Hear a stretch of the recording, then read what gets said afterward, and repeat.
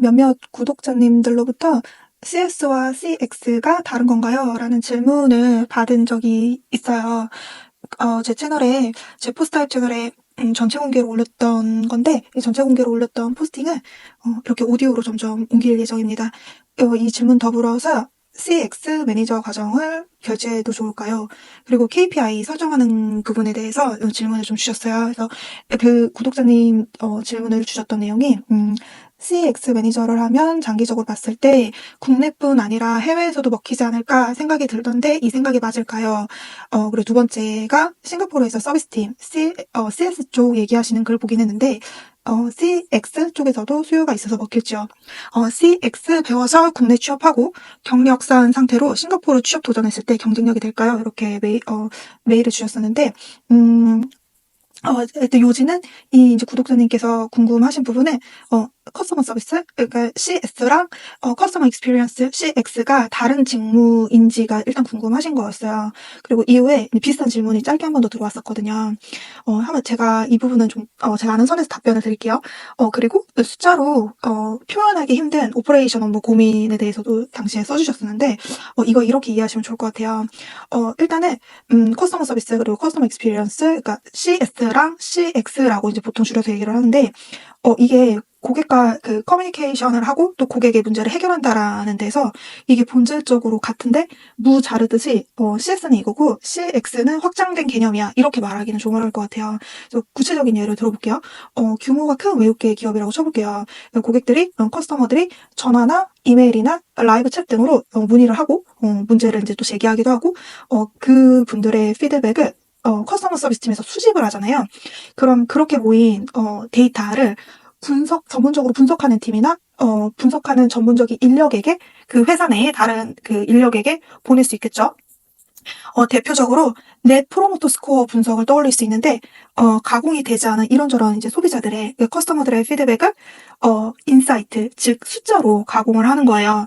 그런데 이런 직무는 보통 비즈니스 아날리스트 이런 포지션에서 다룰 거고요.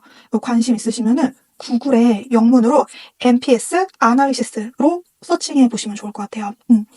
조직이 규모가 크면은 직무 역할이 아주 세분되어 있다고 보시면 돼요.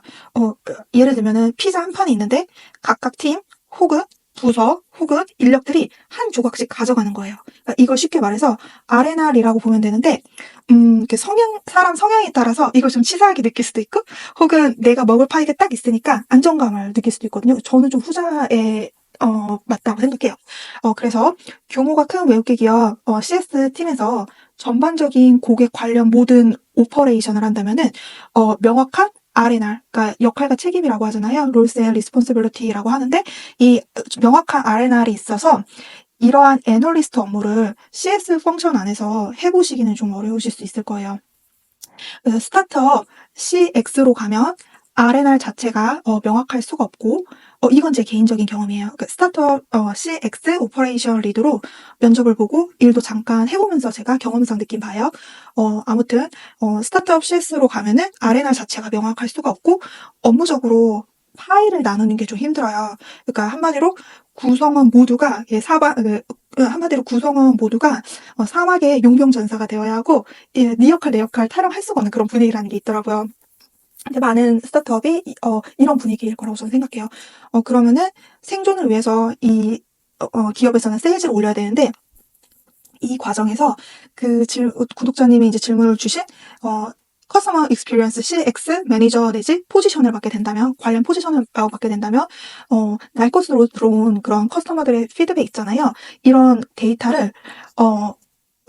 이런 데이터들을 고객들의 모든 피드백을 자체적으로 분석하실 수 있을 거고 이를 위해서 분석 툴을 다뤄본 적이 있는지 그리고 날 것의 데이터를 어떻게 숫자로 표현하거나 정리할 건지에 대한 질문을 면접 때 받으실 수 있어요. 저도 받았던 질문이었어요. 전통적인 방법이면은 엑셀로 정리를 해서 그래프로 만드는 거고 어떤 면접에서는 데이터 시각화 툴을 다룰 수 있는지 데이터 시각화 툴 중에 다룰 수 있는 게 있는지 질문 받은 적도 있었어요. 그래서 이제 제 정말 개인적인 생각으로는 무슨 캠퍼스 CS 매니저 과정 이런 것도 좋을 수 있어요. 그런데 이런 이제 이게 돈이 들어가잖아요. 그래서 이런 커리큘럼보다는 실질적으로 데이터 시각화 툴을 차라리 결제하시는 게 낫지 않나 생각이 들어요. 그리고 이게 가장 중요한 부분이라고 생각이 들거든요. 그러니까 제 경험상 제가 이제 면접을 보고 다니면서 선수 과제를 하면서 정리된 생각인데 CX 그러니까 커스터머 익스피리언스는 결국 세일즈라고 저는 생각을 해요. 이게 여러 채널로 뭐 전화, 이메일, 라이브 챗 이게 여러 커뮤니케이션 채널들이 있잖아요. 내가 다니고 있는 그 회사의 고객들과 이제 대화하는 여러 커뮤니케이션 채널이 있는데 이런 여러 채널들로 고객이 이제 유입이 되고 그러면 회사 입장에서는 이렇게 굴러 들어온 잠재 고객을 그냥 놓치기가 되게 아깝죠. 그러면 내가 서비스 담당자라 하더라도 서비스 담당자, 오퍼레이션 담당자라 하더라도 이렇게 굴러 들어온 잠재 고객들을 구매로 연결을 시켜야 하잖아요. 예를 들면 그러면 내가 시간당 10건의 고객 문의를 처리한다고 해볼게요. 그러면 거기서 2명을 구매 전환을 시켜요. 그럼 그게 KPI가 되는 거라고 단순하게 생각하시면 돼요. 그러니까 이게 이제 구독자님들이 되게 어려워하는 부분인데 정말 심플하게 생각하셔도 되게 좋아요. 그러니까 내가 다닌 회사가 규모가 작고 나의 관리자로부터 KPI 제시를 받은 적이 없다면 스스로 KPI를 설정하시면 돼요. 그러니까 첫 번째, 내가 시간당 처리하는 고객 문의가 몇 건인지, 그리고 두 번째, 거기서 몇 건을 구매 전환하는 데 기여했는지 스스로 숫자로 충분히 정리하실 수 있어요. 그리고 반복되는 불필요한 제 문의를 얼마나 줄였는지 이런 것도 충분히 숫자로 표현할 수 있는 부분이거든요. 그러니까 아까 말씀드렸다시피 오퍼레이션 업무하는 분들 공통적인 고민이 이거예요. 레주메에 어떻게 내 업무를 숫자로 표현하실지를 모르는 거예요. 한번 다시 정리하면은 시간당 처리한 문의. 예를 들면 예를 들면 꼭 고객뿐만이 아니라 나의 상사의 오더가 될 수도 있고, 당연히 고객 문의가 될 수도 있겠죠. 그리고 구매 전환 시킨 개수, 혹은 구매 전환이 될 수 있게끔 내가 제안을 시도한 개수. 비즈니스에 대해서 좀 더 관심이 있으면 채널톡이라고 하는 사이트를 들어가 보시면 좋아요. 그 채널톡이라고 하는 기업에서 그 채널톡 오퍼레이터 분들이 어떻게 여러 가지 고객 커뮤니케이션 채널로 유입이 된 커스터머들을 어떻게 구매 전환을 시키는지 그분들의 멘트, 그분들의 행동 이런 부분을 유심히 보시면 도움이 될 거예요. 그리고 제 개인 채널에 내 업무를 KPI로 수치화하기에 대해서 더 자세한 부분을 제가 포스팅에 올려놨어요. 그래서 관심 있으시면은 제가 밑에 링크로 달아둘 테니까 보러 오셨으면 좋겠어요.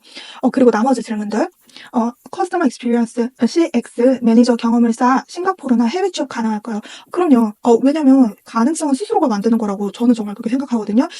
스타트업인데 지금은 인테리어 분야에서 중견기업 정도로 성장한 기업에 CX 리드로 근무하시는 분이랑 커피챗 한 적이 있었어요. 이게 사실은 유료 커피챗이었는데 저는 도움이 많이 됐어요. 한 30분 정도였거든요. 그렇게 요금이 막 비싸지도 않았고 커피챗이라고 아직도 아마 사이트가 있을 거예요. 그런데 그분도 본인도 싱가포르 쪽으로 커리어 계획 중이라고 하시더라고요. 근데 아직 이제 영어가 부족해서 그 부분 때문에 본격적으로는 좀 준비를 못하고 있다라고는 말씀하시긴 했어요.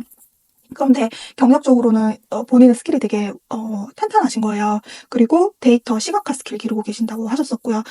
그리고 제가 여러 가지 그리고 제가 스타트업 CX팀 면접을 좀 연달아 보면서 알게 된 부분이 인터뷰 때 뭐 반드시 스타트업에 국한되진 않을 거예요. 그런데 인터뷰 때 면접 때 상대방, 그러니까 면접관이 제일 좋아하는 단어는 구매 전환이라고 생각해요.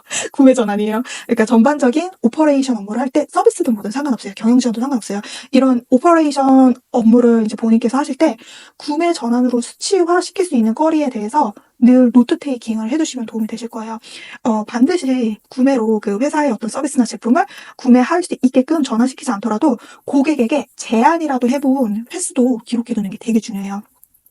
그리고 마지막으로 무슨 뭐 캠퍼스 뭐 이런 사이트에 CS 커스텀 익스피리언스 매니저 과정, CX 매니저 과정에 대해서도 물어보셨는데 이건 정말 개인적인 생각이에요. 결제보다는 직접 가서 일을 해보시는 걸 저는 더 추천드리고 싶어요. 내가 처음이라 너무 자신이 없다 이러면 단순한 고객 상담부터 시작하셔도 좋고 아르바이트로 먼저 시작하시면서 실제 업무에서 경험을 쌓는 게 어떠한 자격을 마련하기 위한 과정을 듣는 것보다 훨씬 낫다고 저는 생각해요. 레주메에 채울 거리를 만들어 가시는 게 낫고 아르바이트로 먼저 시작해 보시고 상담한 횟수 다 적어 놓으시는 거예요. 뭐 시간당 몇 개 처리하는지 그 고객들에게 그 고객들에게 회사의 서비스나 제품을 몇 개 제안했는지, 꼭 세일즈가 아니더라도, 그러니까 제안을 통해서 잠재 고객을 추후에 구매 고객으로 전환시킬 수 있는 어떠한 기틀을 마련한 거잖아요. 그거 노트에 적어도 돼요. 그 다음에 고객들이 물어보는 질문들 있죠. 이것을 가공이 되지 않은 데이터로 보시는 거예요. 그걸 정리를 해서 그래프로 만들어 보기 시작하시는 거예요. 그러니까 시각화 작업을 해보시는 거예요. 그러니까 이걸 포트폴리오에 담으시면 돼요. 자기소개서 포트폴리오. 그리고 면접 보러 가시면 돼요. 이거 들고. 지금 질문 주셨던 이 구독자님이 해외 취업, 그러니까 싱가포르를 보고 계시잖아요. 하나하나 차근차근 해나가시면 되죠. 아르바이트 경험이나 단순 상담, 절대로 내 경험을 낮춰서 후려치지 않으시면 좋을 것 같아요.